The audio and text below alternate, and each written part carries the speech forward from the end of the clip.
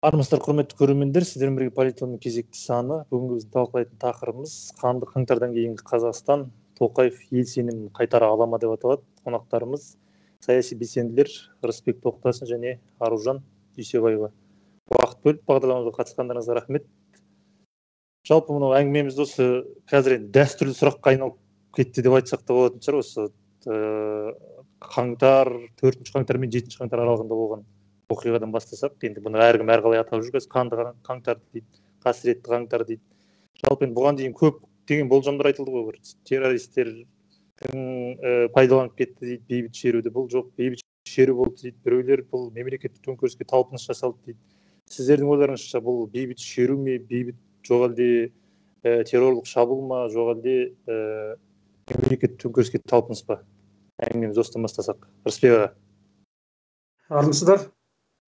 Әрине бұл енді болуға тиісті жағдай болды негізі. Негізі осылай болу керек еді. Бұны мынандай еліміздегі 30 жылда қалыптасқан диктаторлық жүйеден кейін осылай болу керек еді. Негізі осыған жеткізбеу де керек еді. Оған билік солай жеткізді. Билік солай жеткізді, осы жыл бойы осылай жасап келді. Бұл ерте ме кеш пе осындай бір шерудің, осылай бір жалпы халықтық наразылықтың болуы ол мүмкін нәрсе еді. Қашан, бүгін болмаса ертең, ертелі кеш пе бір болатын нәрсе. Бірақ сол міне осы қаңтар. Бірақ енді саяси баға беретін болса, негізі дауыс естіліп тұр ма? Естіліп тұр. Оған енді саяси баға беретін болсақ, енді жаңағыдай билік тарапынан жаңағыдай мемлекеттік төңкеріс деген әңгімелер айтылып жатыр. Жаңағыдай террористік шабуылдар деп, билік және билікке бағынышты ақпарат құралдарынан осы қаңтар оқиғасы басталған осылай әңгімелер айтылды. Ал енді халықтың көзқарасы қалай? Халықтың бұған берер бағасы не? Бұған берер бағасы әрине бұл бейбіт митингі. Халықтың бейбіт түрде осы 30 жылға қалыптасқан Назарбаевтық шіріген жүйеге қарсы наразылығы. Осылай басталды, осылай тұтанды. Анау Жаңаөзеннен басталған осылай наразылық шарасы әрине қымбатшылық, бұның бір жақ қана көрінісі қымбатшылық. Ал бұның қоғамда болып жатқан әділетсіздік екені, халықтың мынау биліктен әбден шаршағандығы, жалыққандығы, бұл халықтың ар жағында бір ашу ызаның осы билікке деген 30 жыл бойы теперіш көріп келген халықтың, әділетсіздік көріп келген халықтың, жәншілік берген халықтың бір арнасынан асып тасқан бір өздерінің ой пікірін жеткізу мақсатындағы басталған оқиға. Бұл тек қана бір ғана қымбатшылық емес, газдың қымбаттауы емес, оның ар жағында үлкен мәселелер бар. Қоғамда болып жатқан бір ғана отбасы мен соның айналасындағы адамдардың бүкіл елдің байлығын 30 жыл бойы қисапсыз тонауы, халықпен санаспауы, халықтың мұңын тыңдамауы, сөзін тыңдамауы, бір есептен айтқанда халықты менсінбеуі, ойына келгенін істеуі осы нәрсеге алып келді. Бұл халықтың бейбіт түрде басталған наразылығын алып келді. Ал оны биліктің айналасындағылар ма, не болмаса биліктің өзі ма, болмаса билікке таласқысы келіп жатқан басқа бір топтардың да жаңағыдай әрекет қанды қырғынға ұластыруы, ол мүмкін солардың әрекеті. Бұл жерде қарапайым азаматтар, қарапайым осы 30 жыл бойы биліктің теперішін көріп көрген азаматтардың бұл жерде ешқандай да кінәсі жоқ. Оған біз бір ауыздан қарапайым халықтардың бейбіт шеруі деп айтамыз. Оны ары қарай аяғын қанды қырғынға ұйымдастырып, қаншама бейбіт азаматтармен өзіміздің әскер, солдаттардың өліміне алып келу себебі әрине биліктің қателігі, биліктің іс-әрекетінен болған. Биліктің осы уақытқа дейін істеген ісінің және істеп келе жатқан ісінің нәтижесінің көрінісі. Мен осылай айтар едім. Аружан, сіздің ойыңызша? Саламатсыздар ма? Ең бірінші халық митингке не үшін шықты, яғни бейбіт желге сол жағын айтып алсақ, иә. Халық бұл жүйеден 30 жыл бойы жемқорлықпен басқарған жүйеден шаршағандықтан шықты. Халық мына несиені төлей алмағандықтан шықты. Күйбең тіршіліктен шаршағандықтан шықты. Жастарымыз оқуға ақшамен түсіп, жұмысқа тұрар кезде тағы да ақша төлеген жемқорлықтан шаршағандықтан шықты көшеге, яғни бейбіт митингке шыққан адамдардың негізгі талаптары болды. Ол ең әуелі мына жүйені ауыстыру. Өздеріңіз білесіздер, Жаңаөзенде газ берілмеген, яғни қымбатшылыққа байланысты наразылықпен басталған болатын. Одан кейін әрі қарай саяси талаптармен ұласты, және енді Алматыда ең бірінші 3 қаңтар күні шықтық. Ол кезде өздеріңіз білесіздер, барлығы бейбіт түрде болды, шеру болды. 4 қаңтар күні дәл солай шықтық. Әуелі халықтар ол жерде, себебі бейбіт тұрған, ешнәрсеге тиісуге, қиратуға, өртеуге жол бермей тұрған біздерді алып қамап кетті, ұстап алып кетті. Содан кейін уже лидерлер бар, басалар бар, барлығын қамағаннан кейін бұндай бассыздыққа өздері тікелей жол берді. Яғни халықтар андатып алды, және енді мынау террористер деп жатыр, басқалар деп жатыр. Террористердің барына мен өз басым мәлімдеуге сенбеймін. Себебі террористер дейді, бірақ қарапайым қазақ азаматтары қамалып жатыр. Оларға жазықты мойнына жала жауып жатыр. Оның бірі біздің белсендіміз Дәурен Достияр, мысалға, ұйымдастырмаған былықта, ол арасында болған да жоқ. Кешкісін белді болған күндер ол қамауда болды, бірақ соны сендер ұйымдастырыңдар деп мойнына ілмекші болды. Міне осындай нәрселерге сене кетсек, ешқандай террористердің жоқтығын байқауға жаңағы ереуілге, яғни осы бейбіт шеруге шыққан адамдарды мына биліктің бастаған өздері ұйымдастырып, ары қарай бүлікке апарды. Және бұл жерде жүрген полицейлер сол бейбіт митингке келген халықты бәрін оны анық байқауға болады. Мен Наурызбай аудандық полиция бөлімшесінде болдым. Сол кезде полицейлердің көшеге шығып, ғимараттарды, қарапайым адамдарды, террористер дегенмен солармен күресуіне өздерінің жан аман алу үшін гражданский журналистердің жаңағы неге бөлімшеде мен көрдім. Сондықтан бұны қолдан жасалған бір бүлік деп айтуға болады. Бейбіт шеруді қолдан жасалған бүлікке айналдырған бүлік. Қазір енді бақта әлеуметтік желіде осы қанды қырғыннан кейін, қаңтар оқиғасынан кейін көптеген ақпараттар тарады ғой. Азаматтарды ұстау, тергеу, азаптау фактілерін көрсетілген видеолар, фотолар жарияланып жатыр. Жалпы қазір елде не болып жатыр? Сіздер бұны қалай атар едіңіздер?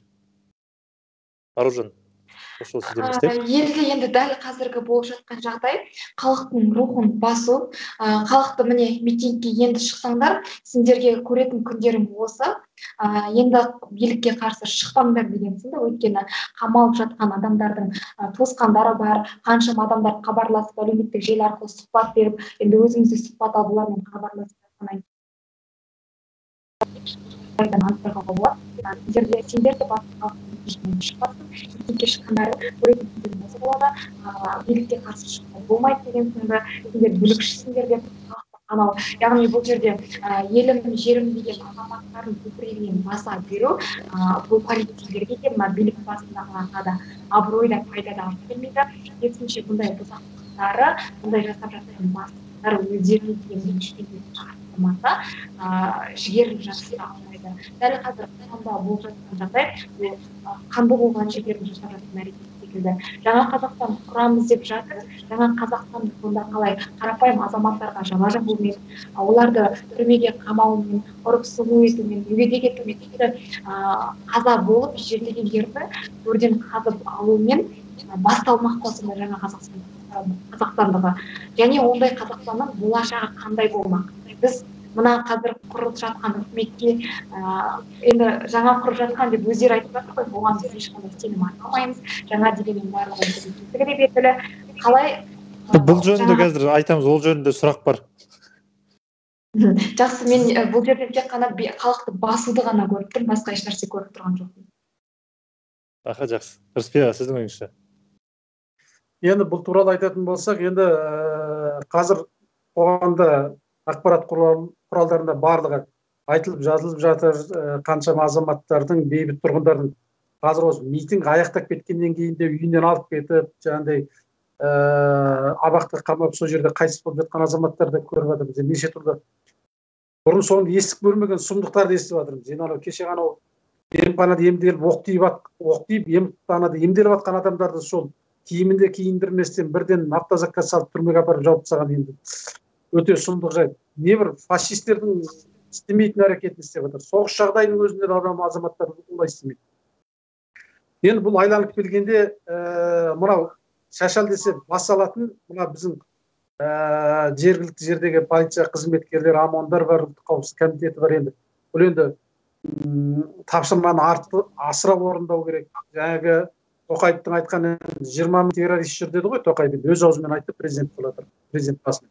Енді сол 20 мың санды толтырмаса да соған енді бір сол санның бір-нөлін алып тастап болмаса сондай бір 2000 ба сондай бір террорист жасау керек, жаңағыдай қылмыскерлер жасау керек болып тұр. Енді президенттің аузынан шыққан сөзді бір енді бұлар дәлелді түрде көрсеткісі келіп азаматтарды алайда соны қамап, соған жаңағыдай қысым көрсетіп, ұрып соғып мойындату мәселесі.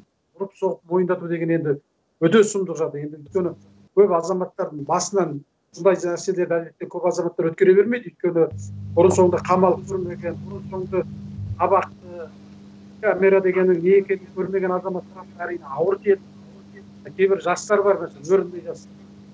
Бұндай нәрсені бұрын көрмеген олар жаңағыдай қысымға, ұрып соғуға, болмаса алдап, оларды ойбай сен мойындайсың, сен босап шығып кетесің, бүйтесің, жауапкершілікті қаласың, болмаса сен біреуді көрсетсең, сен жауапкершілікті қаласың деген сияқты. Артың жақсы болады. Оған көнбесе жаңағыдай ұрып соғып қинап деген сияқты. Мойындайтын болсаң жазаң жеңілдейді деген сияқты азаматтар түрлі айла шарықтармен кейбір азаматтарды мойындатып жіберу, істемеген нәрсесін істетіп мойнына тағып жіберу.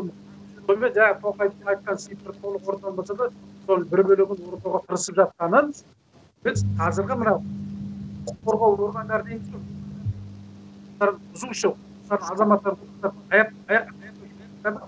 істеп жатқан нақты істен соны көріп отырмыз. Олар ешқандай да азаматтардың құқығын қорғап жатқан жоқ. Керісінше азаматтық құқығын, олардың жаңағы прокурордың көзінше емес, болмаса өздерінің адвокаттарының көзінше емес, ешқандай жаңағыдай бір азамат куәгерлердің көзінше емес, олар бір камераларға тығып алып, оларды ұрып, соғып, шыңғыртып жатқан жаңағы солған болып шыққан азаматтардың құлағынан естіп жатырмыз. Өзіміздің дәурен болсын, жаңағы анау Атырауда бір кісілер айтып жатыр. Енді ақпарат құралдары қазір ашық қой, сол жатып шыққан кісілер көріп жатырмыз солардан. Жаңағы адамдардың жаңағыдай сол үйінен аман-есен алып кетіп, өлі күйінше шығып жатқанның өзі дәлел соған. Азаматтардың қаншалықты дәрежеде қинау көріп жатқанын бір көрінісі қазір біз көріп жатырмыз. Өте сұмдық жағдай. Кеше анау Азаттықтың сайтында жарияланды, ана жедел жәрдем ауруханасынан жаңағы жаралыларды қалай алып кеткен. Енді өте сұмдық жағдай. Киімін киюге де мұрша бермей жатыр. Алдақпен қалаған ақтырып жүріп өздерін автозакқа күштеп, бір автозак 15-20-дан дейіп алып. Сол камераға апарып жатыр. Ешқандай ем алғызбау деген. Кеше осы бір күннің алдында ғана прокурор ойбай 31 адамды түрмеге жібердік деп шығарып. Енді соған жеткізбеу керек еді кейбір. Көрдіңіз бе? Жоғары жақтан біреу пәрмен бермесе, төмен жақтарға шашады, басады, ойына келгенсін. Енді қазір Тоқаев бір ауыз сөзінен кейін жаңағы ескертіп оға тіккеннен кейін қаншама азаматтар митингі бітіп, беру болғаннан кейін 7-8 қаңтарда қаншама азаматтар оқып шыққан.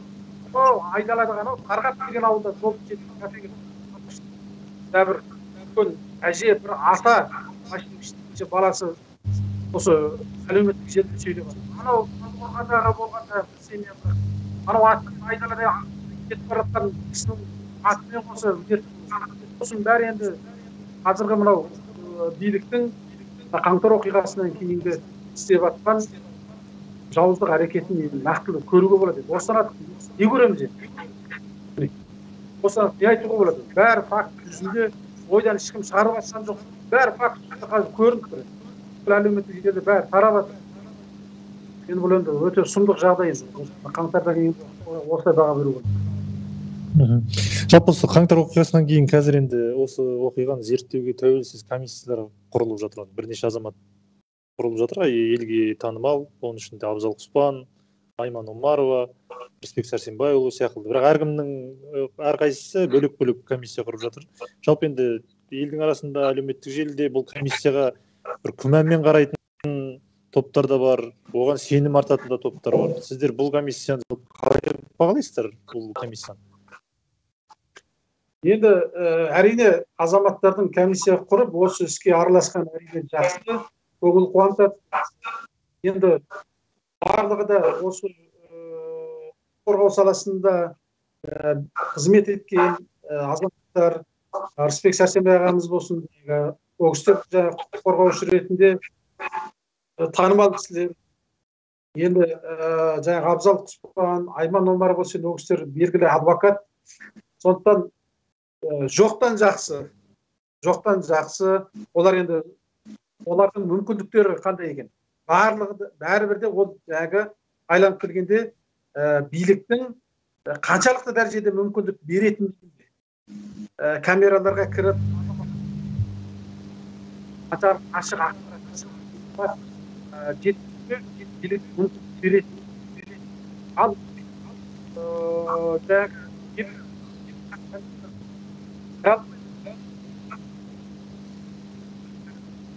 камераға кіріп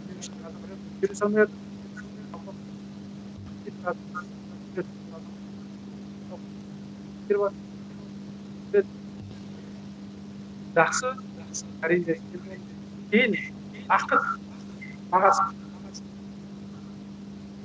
үкімет өзі халық назар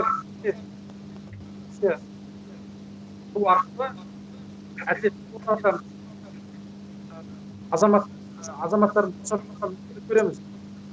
Жазасы жоқ азаматтар босап шығады деген іс-әрекетті билік осы жерде өзі мұрын комиссияның құрылуына бір жағы мемлекет өзі жәрдем беріп жатыр. Ары қарай осы жәрдемінің қаншалықты дәрежеде болады, қалауындай ғана болады есептеймін. Өйткені мүмкіндік беру, олардың әділетті шешім шығару артында комиссия жүзеге асырғанда қандай жаза тағайындайды, ары қарай ол шешім шығарады. Комиссияға сенім арту, осыған дейін қаншама уақыт комиссиялар құрылып жатады, бірақ аяғы нәтижесіз болып жатады көп жағдайда. Сондықтан ол биліктің айтқаны, биліктің қалауындай ғана. Комиссия өз ойын айтады, бірақ ары қарай шешімді әрбір билік сот жүйесі. Сондықтан біздегі сот жүйесінің қаншалықты әділетті шешім қабылдағанын өз басымыз осыған дейін көріп көрдік. Баяғы сот, аяғы адамдар, соттан алмаймыз. Жазықсыз азаматтардың да сотталып кететініне мен анық сенемін. Өйткені осыған дейін қаншама елімізде болған оқиғаларда біздің жазықсыз азаматтардың, әсіресе елім халқым деп жүрген белсенді азаматтардың осы кезде жаңағы сотталып кететінін біз бұған дейін көргенбіз. Аружан, сіздің ойыңызша? Болғандығы дұрыс. Бір көп жұмыс жасайтын болса, ол өте жақсы болар еді. Негізі комиссия 10-нан бастап қаңтардың құрылу керек еді. Яғни біздің азаматтарымызды нағыз қинап, ұрып, соғып жатқандығында. Қазір енді шамамен басылды толықтай демеймін, бірақ 10 қаңтар, 15 қаңтарға дейінгі аралықтағы азаптау болып жатқан жоқтар. Қазір енді ол анық көрініс беріп жатыр. Өйткені интернет ашылды, әлеуметтік желі арқылы, журналистер арқылы тәуелсіз барлығы ақпараттар таратылып жатыр. Енді бұл жерде комиссияның құрылғанына байланысты өз ойымды айтатын болсам, бір толықтай сенім артамын, немесе артпаймын деп мен баға бере алмаймын. Бірақ өз ойымды айта кетейін, бұл жерде комиссияларға бір 50-50 сенім артуға да сенім артпауға да болады. Себебі кеше ғана Абзал Құспандардың шығып ереуілшілдер қыздарды зорлады деген әңгімелері бар, басқалары бар. Яғни олардан сұрайтынымыз, енді сіздер мына биліктің ұйымдастырып берген сөзін ары қарай жалғастырмасаңыздар екен. Себебі осы қыз зорлады дейді, басқа дейді, оның барлығын алдын ала жаңалықтар болсын, басқа болсын, медбикелер бар, ауруханада жұмыс жасайтын адамдар бар, олардың өздері ақпарат беріп отыр, онда еш нәрсе болған жоқ деп. Бірақ биліктің айтқандығын айтып, осы бейбіт шеруге шыққан қарапайым азаматтарға осылай жала жабулары олардың ешқандай дұрыс бермейді. Дегенмен біздің Қазақстандағы жалпы қанша комиссия осы уақытқа дейін болып жатқан былықтардың барлығына құрылады, бірақ ешқандай нәтижесін берген жоқ. Мүмкін нәтижесін бермеуге биліктің әрине 100% оған қатысы болады, бірақ талпынып ары қарай нәтижесін беруге тырыспайды бізде комиссиялар. Біріншіден, енді Абзал Құспанның жасап жатқан комиссиясы мен сенім артам деп айта алмаймын. Айман деген ханымға дәл солай, Рысбек Сәрсенбаевтардан, Еркін Рақышевтардан бірдеңе шығуы мүмкін. Яғни халық қолдап бұл жерде ары қарай күш салу керек, тек билікпен ымырасып бірлесіп кетпеу керек. Жалпы осы қаңтар оқиғасынан кейін үкімет отставкаға кетті, газ бағасы қаңтар оқиғасынан кейін үкімет отставкаға кетті, газ бағасы арзандады, жаңағы утилизациялық алымның құны төмендетілетінін мәлімдеді. Жалпы енді былай қарасаңыз, бір қарағанда бір халықтың үні естілген сияқты. Сіздердің ойларыңызша қалай? Билік халықтың үнін ести алды ма, халықтың талабын? Енді айта беріңіз. Аружаннан бастайық, Рысбек Ағашұлы, Енді мен халықтың талабы тек газ 50 ғана орындалғандығы анық. Енді жаңа айтып жатқандарыңыз әзірге газ 50-ден басқасы ешқайсысы нақты заң жүзінде де іс жүзінде де жүзеге асып жатқан жоқ. Бұл жерден бір халықтың үні естілді деп мен мейлі ол қымбатшылықтан айтсын, басқа қылсын, мына жазықсыз адамдарды абақтыдан, түрмеден шығармай үні естілді деп айтуға болмайды. Себебі аталатса да боталатпасын деп бекер айтылмаған ондай сөз бар қазақта. Қаншама аналарымыз бар, қанша балаларымыз бар, әкесінен, бауырынан айырылып жатқан. Осылардың үні естілмей, осылар бір бостандыққа шықпай, мойындарына алынып жатқан өздері жасамаған қылмыстары алынып тасталынбай, бір өзгерістер болып жатыр. Үміт артайық дегенге мен өз басым келіспеймін. Себебі ең бірінші осы азаматтарымыздың бостандыққа шығуы, мына қымбатшылықтан да басқа жасалып жатқан, жасаймыз деп жатқан мынау 30 жылдық ертегінің жалғасы да ешқандай маңыз бермейді бұл жерде. Ең бастысы адам өмірі бұл бізге ең бірінші орында тұру керек. Және енді бүгін съезд болады дейді, басқа болады дейді, қандай нәрсе болса да халықтың үні естіле қоймайды әзірге. Олар құлақ асады деп те айта алмаймын. Себебі Тоқаевтың өзі 2 жылдан бері президент болма, құрып жатқан еститін үкіметінің өзі де тас керең болып келген, және ол ары қарай да солай жалғаса беретіндігі анық. Сондықтан халықтың талабы орындалып жатыр, қандай да бір оң өзгерістер болады деп күту дұрыс емес. Айтқанда Тоқаевқа сенген, Назарбаевқа сенгенің, Тоқаевқа үміт артқаның, Назарбаевқа үміт артқаның бірдей болып тұр қазіргі жағдай. Рысбек, сіздің ойыңызша? Жаңағы халықтың үнін естіп жатыр ма дейсіз ғой билеген. Қанша дегенмен енді үкімет отставкаға кетті, газ бағасы арзандады, утилизациялық алым деген сияқты бір әлеуметтік желіде халық талқылап жатқан дүниелер. Бұл жерде үкімет өзі отставкаға кетуі керек еді. Оған дейін де кету керек еді. Қанша бір рет қозғалды, Тоқаевтың өзі бір-екі рет жаңағы Маминге ескерту жасап, оған дейін уақыт беріп, 1 ай уақыт беріп, 3 ай уақыт беріп, сен осыны түземесең отставкаға жіберемін. Бұл енді кетуі керек еді. Өйткені Мамин ұзақ отырды, мәселен 2,5 жыл ма уақыт. Бізде енді осы уақытқа дейін 18 премьер değil mi? 12 премьер. Қанша премьер болды бізде? 30 жылда. Енді соның ішіне қарасаң, бұл Мәсімовтен кейінгі бір ұзақ отырған премьердің бір осы Асқар Мамин билікте ұзақ. Бұл өзі кететін уақыт келіп еді.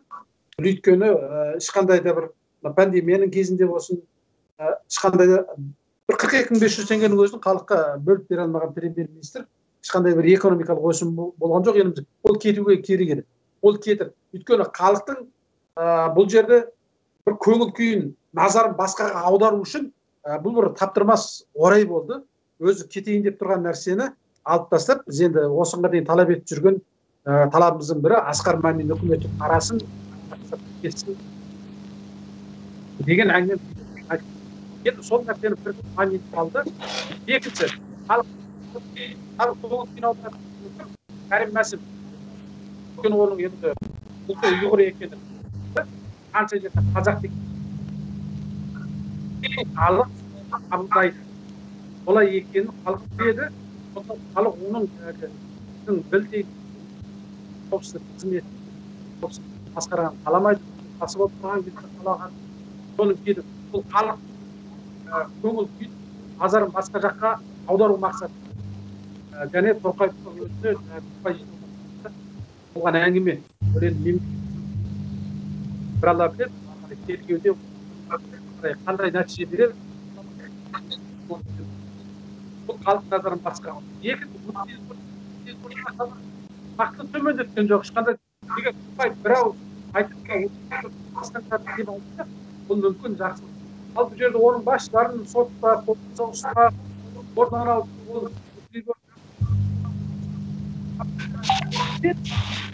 еш нәрсе оған арнайы жұмыс тобын құрып, комиссия қажетті жоқ.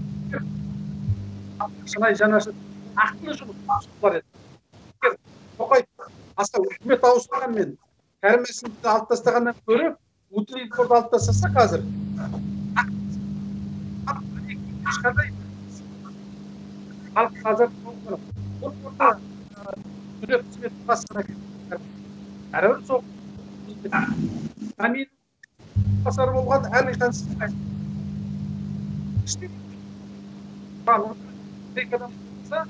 алған баяғының бәрі сол құрамы, сол халықтың тек қана басшы. Тоқаев ақылы істегі ертерек. Ақылы халыққа мына бағытта істегі әлі ертерек. Нәтижесі әлі көрген жоқ халық. Тек қана жаңағыдай бірнеше адамдардың жаңағы осыған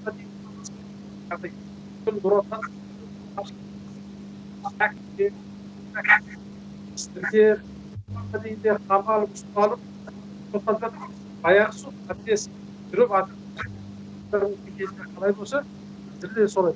Сондықтан ақылы ешқандай бір экономикалық аяси реформа әлі жасалған. Қаңтар оқиғасы 20 бір Тоқаев парламентті таратып жіберсе, бүгінгі болатын Нұр Отанның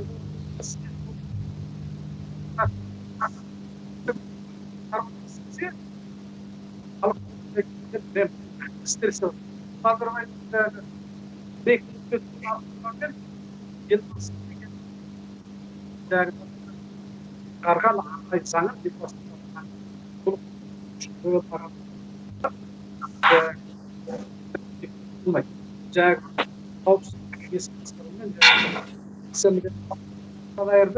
басқа одан үлкен нәтиже күтіп отыр. Сондықтан Тоқаевтың қазір істеп отырған іс-әрекеті нәтижесіз.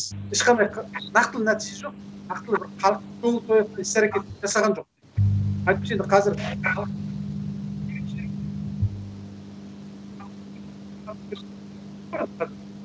халықтың арқасында енді пайдалану керек еді. Назарбаевқа кезінде жағымсыз енді Назарбаев лақтырып жіберіп қайдан алып қазірден бір жоқ ол қайта жасақтап жатыр. Тоқаев іс-әрекет үлкен нәтиже көрді. Жалпы осы қаңтардың 18 күні оқиғадан кейін бір 2 апта өткеннен кейін елбасы Нұрсұлтан Назарбаев халыққа үндеу жасады. Онда ол 2019 жылдан бері зейнеткер екенін мәлімдеді. Жалпы экс-президенттің бұл мәлімдемесі оның осы Назарбаев дәуірінің аяқталғанының көрінісі ме, жоқ әлде ол әлде билікке ықпал ете ала ма? Сіздердің ойларыңызша. Рысбек. Енді өйткені билікке ықпал етеді деп мен айта аламын. Себебі бәрібір соның кадрлері сол Назарбаев жасақтаған, сол билікке әкелген азаматтар әлі билік басында, мысалы Дәурен Абаев болсын, Темірәлі Қансыбаев, Балаева сияқты. Мысалы сол кадрлер, Ержан Тұрғынбаев, қазір ішкі істер министрі, анау бас прокурор, барлығы сол Баян Назарбаев билікке әкелген азаматтар. Және де соның айналасындағы кісілер. Сондықтан да Назарбаевтың кешегі 2019-дан бері зейнеткермін деп айту өзі де әбестік. Зейнеткер болса қауіпсіздік кеңесі не үшін басқарады? Қауіпсіздік кеңесі бізде мемлекеттік орган, мемлекеттің бюджетінен алып қазынадан құрылған орган, оны басқару, оның өзінің өкілеттілігі бар. Сол өкілеттілік неге тапсырмады? Неге кеше ғана 6 күні сол өкілеттілігін тапсырып берді? Бұл демек 2019-дан бері мен зейнеткермін деуі өзі жалған сөйлеп отыр. Жалған сөйлеп отыр. Қалай сенуге болады? 2010 бұл мемлекеттік істерге араласып отырса, парламентте келіп сөйлей алатын болса, Тоқаевтың өзі кеше ғана алып тастады мәселелерде Назарбаевпен ақылдасып отырады деген заңды кеше ғана алып тастаған жоқ енді. Сенат кеше анау алдыңғы 2 түзетуге қосып Сенатқа жібергенге. Соған Сенат 1 түзету қосып қайтадан мәжіліске жіберді. Демек, Назарбаевтың әлі күнге дейін міне әлі қабылданбады ғой. Қабылданған бүгінгі күнге дейін Назарбаевтың ықпалы бар билікте. Себебі заң күйінше Тоқаев Назарбаевпен ақылдасып отыру керек. Заң солай бекітіліп қойған, солай жазылып қойған. Демек, Назарбаевтың әлі бүгінгі билікте күші бар. Ал егер ол күші жоқ, мен зейнеткермін деген болса, Тоқаев 2,5 жылдан бері не болды? Онда не істеп отырды онда? Тоқаев 2,5 жылдан бері. Неге жасамады 2,5 жылдан бері? Сол кезден бері неге үкімет таратып, сотқа айтты, мен жаңа Қазақстан құрамын. Сол кезде неге құрмады 2,5 жыл? Не бітір? Айғарат санап отырған мәселе. Президент бір нәрсе жасау керек еді ғой. Жаңа Қазақстан құрмады. Сол кезде неге жаңа Қазақстан? Осы қанды қырыққа жеткізген сол мәселені сотта істеу керек. Анау зейнеткер болған болса. Оның ешқандай менің ықпалым жоқ, зейнеткермін. Тоқаев не бітіріп отырған? Онда біз бүкіл жауапкершілікті Тоқаевтан сұрайық. Жауапкершілік. Неге сол газ бағасын неге көтерді? 50 теңге болады екен ғой. Жасауға болады екен ғой. Жасады. Неге жасайды десе үкімет жасайды екен. Оны 130 теңгеге жібермей 50 теңге жасайды екен. 80% міне арзан жатыр бұрынғы бағасы. 130-дан міне 50-ге бірден түседі. Мемлекет жасаймын десе жасайды екен, қолдан мүмкін. Соны осы 40-ға жеткізбей, халықты бейбіт шеруге шығармай жасауға болады ғой. Осын Тоқаев 2,5 жылдан бері неге түсінбеген онда? Міне, бұл тағы да бұл іс-әрекеттен келіп, Тоқаевтың да 2,5 жылдан бері жасамаған нәрсені енді жасайын деуі, ол әрине сенбейтін нәрсе. Өйткені сенбейміз. Сенетін болсақ, Тоқаев 2,5 жылдан бері аз уәде берген жоқ қой. Ұлттық құрды, ол кеңес не болды, қазір ешқандай нәтижелі бір жұмыс атқарып, бір пайдалы халыққа, елге пайдалы бір заң қабылдаған, бір заң әсері жасайды, 2,5 жылдан жасады, сайлау жасады, партиялар Рысбек аға, сіздің дауысыңыз дұрыс естілмей қалды бізге.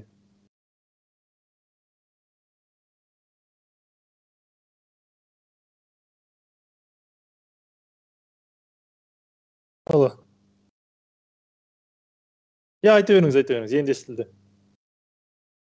Заңдарды жеңілдеткен орнына керісінше заңды ауырлатып қойды.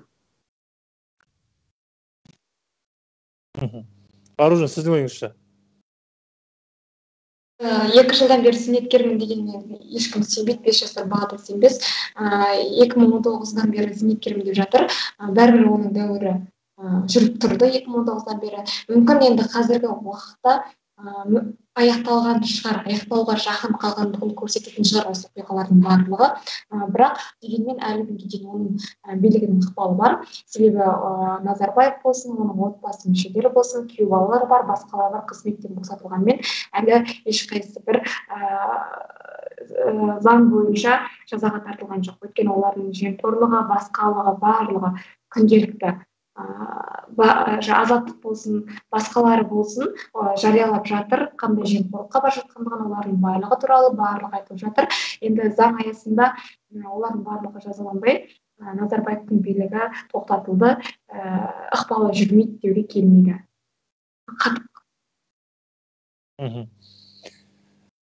Жалпы енді осы қаңтар оқиғасынан кейін Қазақстан бұрынғыдай болмайды деп айттық қой. Осы уақытқа дейін қаншама сарапшылар солай айтты, журналистер айтты, әлеуметтік желіде солай айтылып жатыр.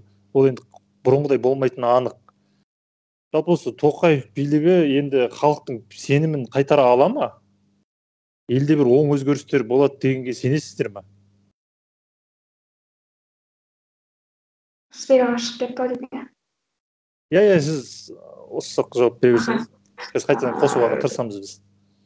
Жақсы, жоқ, бір жаңа мүмкін бұрынғыдай болмайтын шығар, бірақ мына биліктің басындағылар енді басшыларға орынбасарларын қайта тағайындап жатыр. Барлығы бұл сол Назарбаевтың тағайындап кеткен, оның кезінде жұмыс жасаған кадрлар қайтадан келіп жатыр. Сондықтан бір өзгеріс Тоқаевта былай келгенде билікті енді қолына алып ол да Назарбаевтың келді. Сондықтан бір өзгерістер болады, елге жасайды деп оған мүлдем сенуге болмайды. Егер президент болған 2000 болған деп болса, жарым жылдан бері шынымен қайда қалған. Жасайтын саяси реформалар жасау керек. Партиялар түзету керек. Қымбатшылық халықтың жағдайын жасау керек. Енді 2 жылдан 2,5 жыл жасаймыз, бүйдем деуі ары қарай 30 жыл істеген жалғасы болып келеді. Сондықтан бұл үкімет Тоқаев болсын, басқасы болсын, мына жүйе билік Нұр Отаны бар, басқасы толығымен ауысу керек. Сол кезде ғана есе ол өзгерістер. Уақыт бөліп бағдарламамызға қатысқандарыңызға рахмет. Көрермендердің техникалық ақаулар болса болған үшін кешірім сұраймыз. Сау саламатта болыңыздар. Жақсы, сау болыңыз.